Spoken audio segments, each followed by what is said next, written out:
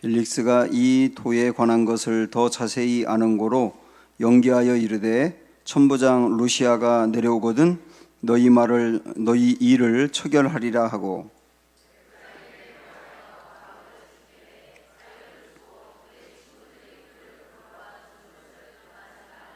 수일 후에 벨릭스가 그 안에 유대 여자 두루실라와 함께 와서 바울을 불러 그리스도 예수 믿는 도를 듣거늘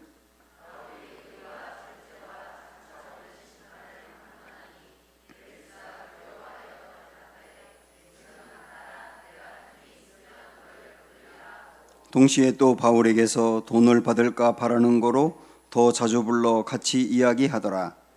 이때가 지난 후 부르기오 베스도가 벨릭스의 소임을 이어받으니 벨릭스가 유대인의 마음을 얻고자 하여 바울을 구류하여 두니라. 아멘. 우리 필리핀의 박기영 선교사님 오셨는데, 네, 환영합니다. 박수로 환영 한번 해주시죠. 네, 감사합니다. 옆에 분들 서로 인사 나누시면서 사랑합니다, 축복합니다.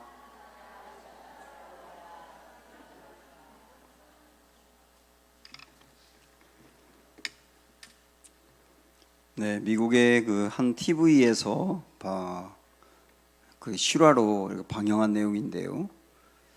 멕시코에 그 한 8층 건물이 불이 났습니다. 그런데 이 멕시코는 이때 당시에 지방 도시이기도 했기 때문에 소방 장비가 넉넉지 않아서 그 헬기가 뭐 뜬다거나 아니면 그 고가 사다리를 통해서 불을 끄지 못하는 상황이었어요. 그런데 7층에 3살짜리 여자아이하고 그 아이의 아빠가 갇혀 있습니다. 다른 사람들은 다 탈출했는데 이 두 사람만 건물 안에 있는 겁니다. 밑으로 내려올 수도 없고 위로 올라갈 수도 없고, 이 두 사람이 그 건물에서 빠져나오려면 소방관들이 로프총을 쏘가지고 그 창문 안으로 그게 정확히 들어간 다음에 그 로프를 통해서 나와야 돼요. 그 길밖에 없어요. 그 길이 아니면 죽습니다. 이제 소방관이, 제일 잘 쏘는 소방관이 딱 거기 로프를 쏴야 되는데 3발밖에 없어요. 3발 중에 1발이 들어가야 됩니다. 제일 첫 번째 총을 쐈는데 터무니없이 엉뚱한 데 가서 떨어지고 말았어요. 2발 남았습니다. 그것을 지켜보고 있는 사람들은 한숨을 쉬고 있고요. 그 안에 갇혀있는 아버지는 두려워하고 있고요. 그 두 번째는 정말 온갖 정성을 다해서 쏘았는데 그 벽에 맞았는데 창문 안으로 들어가지 않았습니다. 1발 남았습니다. 이제는 그 건물 안에 있는 아버지도 두려워 떨고 있고, 건물 밑에는 그 사람의 아내가 울면서 그 모습을 지켜보고 있어요. 마지막 1발은 어떻게 됐을까?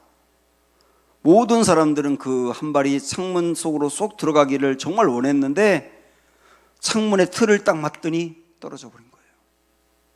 결국은 그 안에 있던 엄마, 아빠와 딸은 구출되질 못했습니다. 저는 이 이야기를 가만히 생각을 하면서 마지막 1발, 그 마지막 1발이 관역에 거의 다다르긴 했지만 결국 그 창문으로 들어가지 못하는 바람에 그 안에 있는 사람을 건져내지 못한 거죠. 마지막 1발은 거의 근접했지만 터무니없는 데 떨어진 로프총과 다를 바가 없었습니다. 생명을 건져내지 못한 거예요. 이런 이야기들은 굉장히 많이 있는데, 영국의 한 그 사격 선수가 진짜 올림픽에서 마지막 1발을 남겨놓고 1등을 달렸습니다. 2등과 차이가 워낙 많이 났기 때문에 거의 1등이라고 생각을 했어요. 근데 마지막 1발을 쏘고 나서 꼴등이 돼버린 거예요. 왜냐하면 다른 사람 관역에 쏴버린 겁니다. 실제 있었던 일이에요. 그래서 1등이 꼴등이 된 거예요. 마지막 1발의 관역이 1등을 꼴등으로 만들어버린 겁니다. 이런 이야기가 오늘의 말씀에 있어요. 이 한 사람은 복음을 들었습니다. 복음을 듣고요, 마음이 움직였어요. 그리고 마지막에 결단만 딱 하면 되는 상황까지 왔어요. 그 사람이 결단만 하면 구원의 길이 열리고 생명의 길이 열리는 거예요. 그 사람이 벨릭스라고 하는 사람이거든요. 이 사람은 로마 사람인데 이 유대 나라의 총독으로 와 있는 거예요. 아주 성공한 사람이죠. 원래 이 사람은요, 노예 출신입니다. 근데 노예는 도저히 성공하기가 어려운 사회였는데, 그러나 이 사람은 정말 열심히 노력을 해서 평민의 지위를 얻고 난 뒤에 더 노력을 해서 귀족이 되고, 그리고 또 더 노력을 해가지고 유대의 총독까지 된 거예요. 이 사람은 욕망이 굉장히 많았고 자기가 원하는 것은 어떻게 해서든지 얻어야 된다고 생각하는 사람이었어요. 이 사람이 어느 날 아는 사람의 아내를 보게 됩니다. 근데 남의 아내에게 한눈에 반해버렸어요. 굉장히 아름다운 여자였거든요. 그 사람이 두루실라라고 하는데 유대의 제사장의 딸이었어요. 이 두루실라는 다른 사람의 아내였는데 이 벨릭스가 그 여자를 보고 마음에 들어서 아주 교묘한 방법으로 마술사를 이용해 가지고 그 남자에게 접근해서 당신이 출세하기 위해서는 이 여자가 걸림돌이다. 이 여자를 버려야만 당신이 출세할 수 있다. 사랑을 선택할 건지 성공을 선택할 건지 결정해라. 그럴 때 이 사람이 성공을 선택했어요. 그리고 버린 그 여자를 낼름 자기 아내로 삼아버렸습니다. 그때 당시에 벨릭스가 나이가 60세, 두루실라가 18살이었어요. 흉악한 놈이죠. 그렇게 자기가 원하는 것은 뭐든지 얻을 수 있고 얻으려고 온갖 방법을 동원하는 사람이 벨릭스였거든요. 이 사람이 로마의 총독으로 있을 때 바울이 이 사람 앞에서 신문을 받게 된 겁니다. 바울은 죄인의 신분으로 있고요. 여러 가지 많은 신문을 하는데 바울이 귀하다라고 생각을 해서 자기를 신문하는 그 벨릭스를 되려 전도하기 시작해요. 그래서 여러 가지 많은 말로 전도를 하는데 이 바울에게서 풍기는 어떤 인격이라든지 담대함이라든지 이런 걸 보면서 벨릭스는 굉장히 교만한 사람이었지만 바울에게 끌리기 시작해요. 바울이 복음을 이야기하고 하나님을 이야기하고 구원받는 도리에 대해서 부활에 대해서 이야기할 때 이 사람 마음이 상당히 열려간 거예요. 그때 거기서 딱 멈추고 오늘은 가라고. 내가 다 아는 이야기라고. 그리고 돌려보내요. 그러나 마음은 움직였어요. 그 다음에 바울에 대해서 좋게 보았기 때문에 사람들을 통해서 바울을 도와주라 그러고 만나러 오는 사람들은 누구나 만날 수 있도록 해주라 그러고 호의를 베풉니다. 그러다가 며칠이 지난 다음에 이 벨릭스가 아내 두루실라를 데리고 바울에게 다시 한번 찾아왔어요. 그러면서 하는 말이 뭐냐면 구원받는 도리에 대해서, 예수 믿는 도리에 대해서 다시 한번 얘기해달라. 여러분, 이 사람이 전혀 예수님을 몰랐던 사람인데 아내를 데리고 특별히 바울을 찾아와서 지금 우리 개념으로 말한다면 구원의 길에 대해서 얘기해달라, 말씀을 전해달라 이렇게 부탁하는 것은 마음이 다 열린 거예요. 그래서 바울은 그 사람에게 정성 다해서 복음을 전합니다. 그때 이 사람 마음이 거의 다 열렸어요. 거의 다 열렸다고요. 이제는 딱 결단만 하고 받아들이면 되는 단계까지 왔는데 그 단계에서 이 사람이 뭐라고 말하는지를 25절에 보세요. 시작. 바울이 의와 절제와 장차 오는 심판을 강론하니 벨릭스가 두려워하여 대답하되 지금은 가라. 내가 틈이 있으면 너를 부르리라. 이렇게 말을 해요. 그리고 바울을 돌려보냅니다. 바울이 이 사람에게 의에 대하여 절제에 대하여 심판에 대해서 얘기했다 그랬잖아요. 이 사람은 굉장히 의롭지 않은 사람인데 바울은 이 사람이 권력 있는 사람이고 자기를 죽일 수도 있고 살릴 수도 있는 사람이지만 그 앞에서 떨면서 이 사람 듣기 좋은 말을 한 것이 아니라 의에 대해서 말한 거예요. 무엇이 의로운 거고 무엇이 의가 아닌지에 대해서. 자기가 그동안에 행한 일이 의롭지 않은 일인데 그거에 대해서 얘기하는 거예요. 절제에 대해서 얘기합니다. 자기 인생에 대해서 원하는 걸 다 가질 수 없는 거라고, 내 욕망대로만 하면 안 되는 거라고 얘기한 거예요. 그리고 궁극적으로 심판을 얘기한 겁니다. 우리가 이 땅에 살다가 죽는 것으로 끝나는 것이 아니라 죽음 다음에 심판이 있다. 죽음 다음의 심판은 이 땅에서의 일로 결정되는 거다. 그런 얘기를 쭉 하니까 이 사람이 두려움이 생겼다고요. 여러분, 말씀을 들으면서 두려움이 생겼다는 거는 마음이 열릴 수 있는 기회가 생겼다는 뜻이고, 주님의 말씀이 이 사람 심령에 부딪혀온 거거든요. 정말 중요한 기회입니다. 영생을 얻느냐, 생명을 얻느냐, 죽은 다음에 천국에서 살 수 있는 길이 열리느냐, 굉장히 중요한 기회가 온 거예요. 근데 그 순간에 이 사람이 뭐라고 말하냐면, 지금은 가라. 지금은 가라. 틈이 나면 내가 부르리라. 저는 이 대목이 얼마나 아쉬운지 모르겠어요. 옛날 성경에는 시방은 가라 그렇게 나와 있거든요. 이제 가라. 내 마음이 열렸지만 내 마음에 두려움이 있고 뭔가 내가 붙들고 싶은 마음이 생겼고 결단을 하면 되겠는데, 이 사람 마음을 거기서 딱 열면 되는데 딱 닫아버리면서 지금은 가라고. 내게 또 기회가 오지 않겠느냐고. 그때 내가 주님을 영접하겠다, 그런 얘기예요. 그리고 돌려보낸 거예요. 얼마나 아쉬운지 모릅니다. 마지막 관역이거든요. 그 마지막 관역, 바울이 쏜 관역이 계속 이 사람의 마음을 두드리고 열고 열어서 마지막 관역이 딱 남았는데 그것만 붙들면 되는 것인데, 이 사람이 마지막 그 순간에 거절하는 거거든요. 이 말씀을 이렇게 가만히 보면서 우리에게도 신앙생활하면서 그런 일들이 참 많아요. 복음이 내 마음에 접근해 오면서 마음을 열고 주님을 받아들이면 구원의 역사가 열리는데, 어떤 사람들은 그것을 기쁘게 받아들이기도 하는데, 어떤 사람은 자기 마음을 열어서 복음을 받아들이는 것을 두려워하고 거절을 해버려요.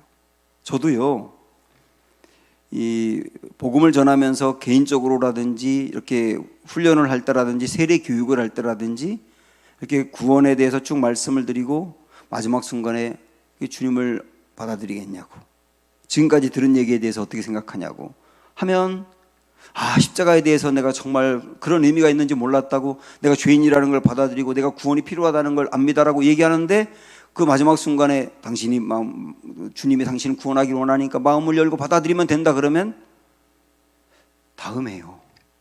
이런 사람이 있어요. 왜 그럴까? 복음을 전하는 제 입장에서는 난 지금 마음 열고 받아들이면 되는데 왜 그럴까 할 때, 그게 어떤 사람에게는 너무 부담이 되는 거예요. 그리고 또 이미 주님을 믿고 있는 우리에게도 하나님이 어느 순간 우리를 찾아와서 계속 마음을 움직이면서 어떤 주님의 일을 하도록 격려하고 독려할 때가 있잖아요. 어떤 헌신을 하게 한다든지, 사역을 하게 한다든지, 어떤 결단을 내서 하나님께 나아가게 한다든지, 어떤 부분을 내려놓게 한다든지, 계속 마음을 몰아가고 말씀을 통하여 그를 움직여서 이제 주님이 원하는 대로 받아들이면 되고 결단하면 되는데, 그 순간에 마음을 딱 닫아버리는 경우도 굉장히 많아요. 이게 이 시대의 벨릭스들, 굉장히 아까운 거예요. 마지막 관역 하나, 그걸 놓친 거거든요. 여기서 벨릭스가 지금은 가라, 틈이 나면 부르리라, 이렇게 말한 것은요, 이 사람의 그 순간에 여러 가지 많은 생각이 있었겠는데 다음에 기회가 있을 거라고 생각을 한 거예요. 그런데 우리 한번 이런 생각을 해보시죠. 진짜 내일은 항상 내게 올까? 언제든지 내가 원하는 대로 내일은 내게 올까? 라고 하는 겁니다. 잠언서 27장 1절에 보면, 너는 내일 일을 자랑하지 말라. 하루 동안에 무슨 일이 날는지 내가 알 수 없음이라. 내일 일을 자랑하지 말라, 그 말은 뭐냐면 내일이 있다고 자랑하지 말라는 거예요. 내일이 있다고 미루지 말라는 거예요.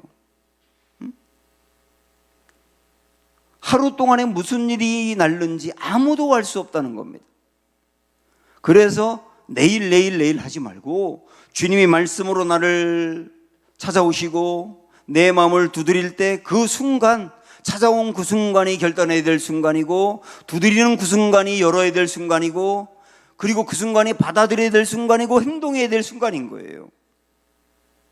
그 결정적인 기회를 놓치지 말라고 말씀하는 겁니다. 왜 이 사람은 정말 중요한 기회를 하나님이 주셨고 마지막 관역 하나가 남았는데 그 순간에 지금은 가라라고 했을까? 마음이 열리고 흔들리고 받아들일 수 있는 기회가 왔는데 이 사람은 왜 마지막 순간에 그 마음을 닫았을까? 이거는요, 지금 우리에게 주님이 나를 찾아와서 내 마음을 열 때 내가 왜 닫는가? 내가 하나님의 일을 하라고 하나님 나를 찾아오고 격려하고 독려할 때 왜 나는 마지막 순간에 다시 마음을 닫아버리는가? 이런 것과 다 연관되는 말씀입니다. 왜 그럴까? 이 말씀을 보니까 두 가지 이유 때문이더라고요. 하나는 26절 보시면 시작. 동시에 또 바울에게서 돈을 받을까 바라는 거로 더 자주 불러 같이 이야기하더라. 그 뒤에도 불렀대요. 바울을 또 부르고 또 부르고 또 불렀대요. 그런데 부른 이유가 나중에 어떻게 변질되어 버리느냐면 돈을 받을까요. 바울을 추종하는 사람도 많고 바울이 지도자이기 때문에 만약에 바울이 사람들에게 내가 여기서 풀려나려면 그리고 옥살이를 하지만 편안하게 살려면 당신들이 영치금을 많이 넣어줘야 됩니다 라고 말하면 그걸 모아가지고 자기가 부유해질 수 있으니까 돈을 바라는 거로 바울을 자주 불렀으나 받아들이진 않았다는 뜻이에요. 결국은 이 사람이 결정적인 기회가 왔고 하나님이 이 사람 마음을 두드렸는데 마지막에 열지 못한 이유가 뭐냐면 돈 때문이라는 거예요. 너무 좋아하니까. 노예 출신이다 보니까 부유해지고 싶은 욕망이 그 기본적으로 얼마나 많이 깔려 있겠어요.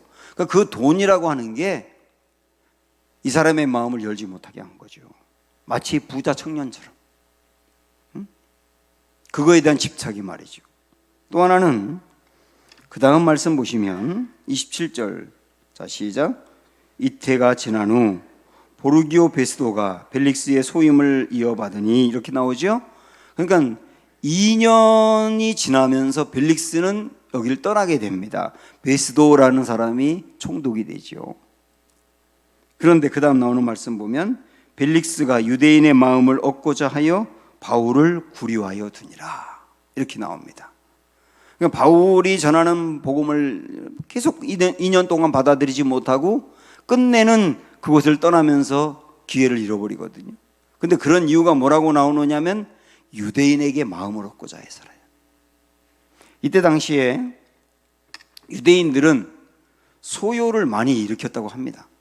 무슨 일만 생기면 막 소요를 일으키는 거예요. 그래서 유대 땅에 총독으로 와 있는 사람이 자기가 통치하는 기간 동안 유대 나라에 혼란스럽고 이런 일들이 많이 일어나면 평점이 깎이게 되고 자기의 앞길에 마이너스가 되다 보니까 최대한 유대인들에게 잘 보여가지고 유대인들이 데모하지 않도록 하고 싶은 거예요. 왜? 결국 궁극적으로는 그 다음 자리를 위해서. 유대 나라의 총독이었다면 그 다음에는 더 큰 나라의 총독이 되고 싶고 더 나중에는 더 크게 되다가 황제가 되고 싶거든요. 로마의 황제. 근데 그런 길로 나아가는 데 있어서 유대인들이 조용히 있어야 되는데 그러려면 유대인들의 마음을 얻어야 돼요. 그런데 유대인들은 바울을 싫어하고 미워하고 죽이고 싶어 해요. 그러니까 바울 때문에 마음이 열렸지만 결국은 자기의 자리를 위해서 받아들이지 않았다는 뜻이에요. 이 두 가지였어요. 돈 때문에, 자리 때문에.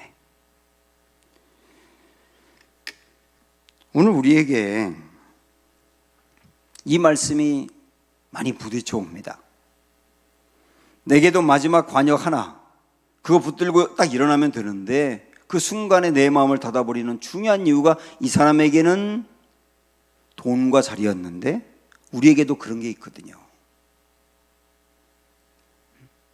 하나님이 우리에게 어떤 때는 강하게 헌신을 요구할 때가 있어요.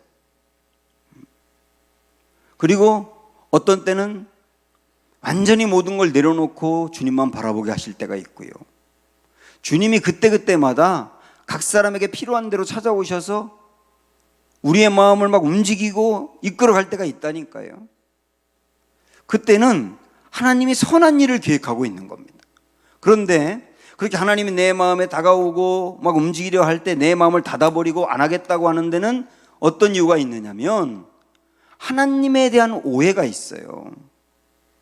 이 사람도 그랬을지 몰라요.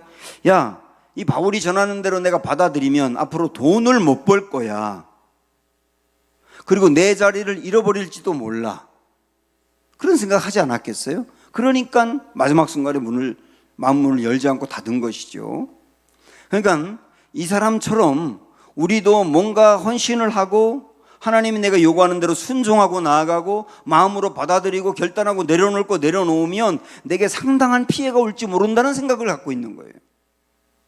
그리고 내가 하나님 앞에 헌신하면 하나님은 마치 나를 도저히 감당할 수 없는 사역으로 몰아갈 것이며 내가 가지고 있는 것을 다 잃게 만들지도 모른다는 그런 두려움들이 많은 사람에게 있다니까요.